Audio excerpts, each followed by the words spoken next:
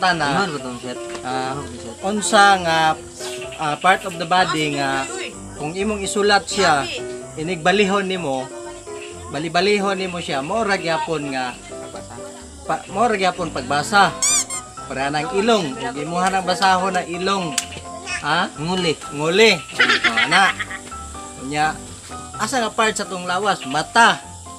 Na atam naman na. Oh. Ano ba? Unsa nga part? Asa nga part? Unsa nga part sa ato ang lawas? Kung na kayo mahuna-hunaan, isulat diri. Kay atong balihon og mabasa ba? Ini na lagi bulpin.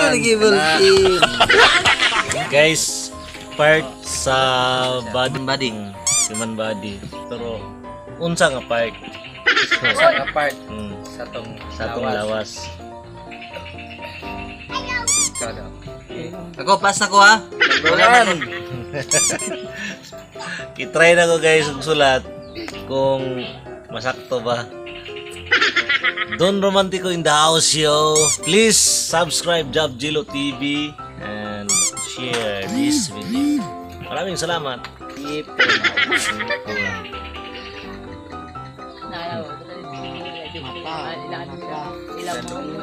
Hirit guys. Wala eh. Wiper. Wala. Ako na lang. Para dili magdugay kay medyo gabi na. Ang masulbad ang ilang problema. Ako na lang isulat.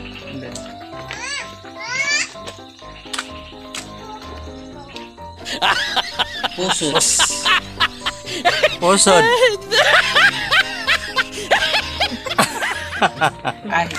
Pusod Japon.